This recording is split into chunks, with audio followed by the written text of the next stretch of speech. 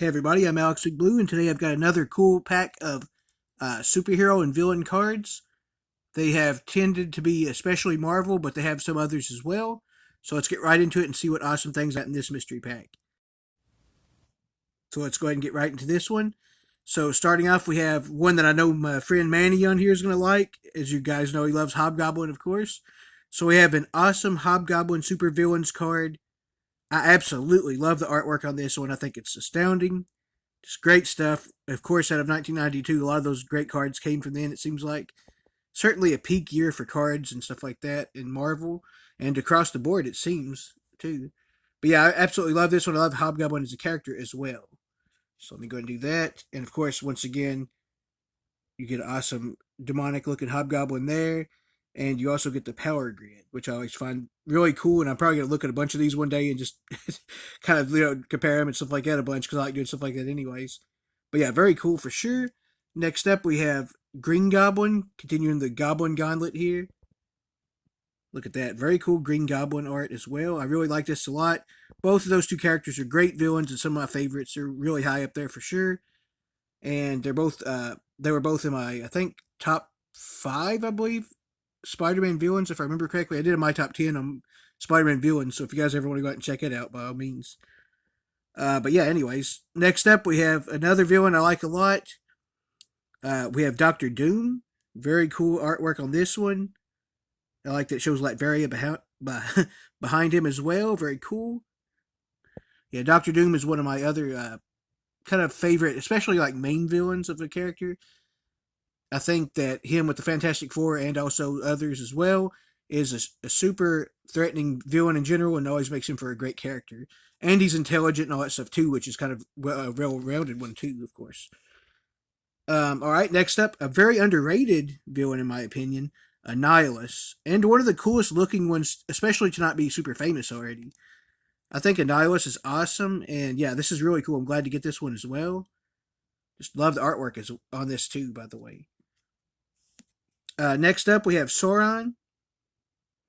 I always think he's really cool. Also, I always like dinosaurs and stuff like that, and of course, just mutants in general and Marvel and otherwise.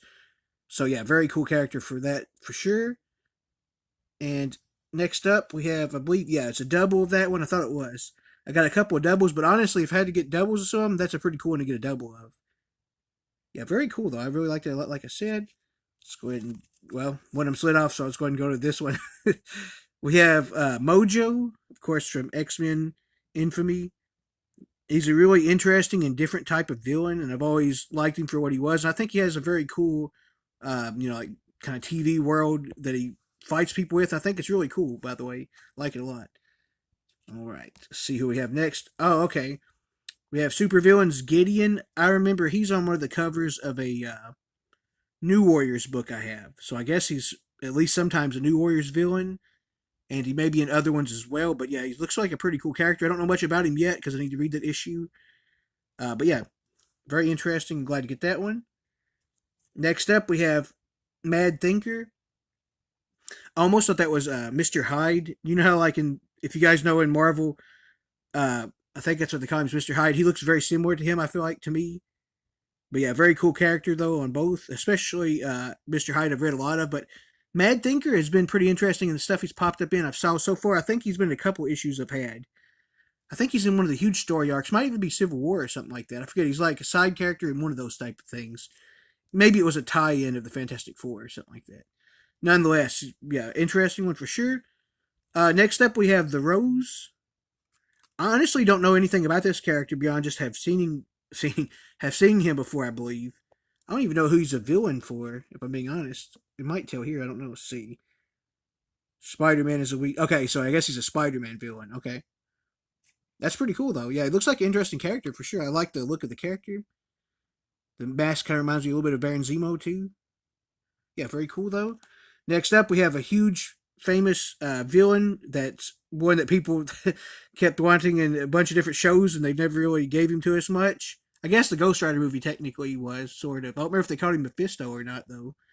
But nonetheless, we have Mephisto, the devil of the Marvel Universe, and a really crazy character as far as powers and also as far as lore.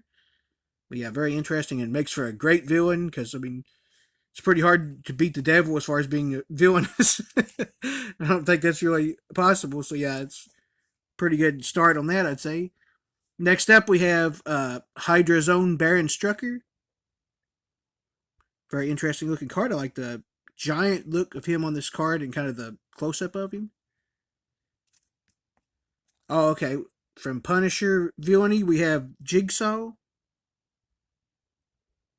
Very cool. It's an interesting character. I've always thought. I've not read a ton of him yet, but I know who he is, and he's of course in Punisher stuff.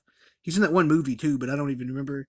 I think he might be in the Punisher season 2 or something like that series, but I haven't watched the second season yet. Though I did like the first season pretty good. Next up, we have awesome Fin Fang Foom. Super large villain on this one is he's destroying a city, it looks like. Yeah, he's a really cool character too, by the way. Oh yeah, and then the ones that slid off, I'll go and get to these, then we'll go to the other ones. So next up we have Necrom. He's another character that I don't actually know that much about just yet. But he looks really cool though. Just based off from the way he looks, I'm kind of thinking he might be a Doctor Strange villain or something. But I think I'll check that in just a second. But first, we also have Bishop from the X-Men. Very cool artwork on this one. This is one of the Jim Lee ones, I believe. Yeah, I see it there in the corner. But yeah, absolutely awesome artwork. I love the X-Men, of course. And all mutants in Marvel for that matter, really. Right, let's just see real fast. Excalibur. Okay. So he's an Excalibur villain. Interesting. Okay, so I haven't read a ton of Excalibur, so that makes sense why I didn't know who he was just yet. But yeah, he seems like a pretty cool character, and I do like Excalibur from what I've read so far, by the way. Spider-Man versus Venom. Arch enemies, like I said. Very cool. This one's from 1991.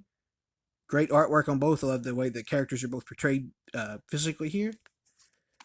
Next up, we have another double of that one, which by the way, it's a really cool one to have because it's my two favorite characters actually technically. So I don't mind having a double of that one, that's for sure. Next up, we have Silver Surfer versus Galactus. By the way, Silver Surfer is a character I like a ton, and Galactus is a great villain that keeps kind of growing on my scale of like higher, going higher of ones I like to. Both fascinating characters that's kind of deep, actually. Have a lot of different sides to them and things going on with the characters. Next up, we have... Oh, okay, nice. Silver Surfer versus Mephisto. Look at that artwork on Mephisto. That looks crazy. Got super buff Silver Surfer, too.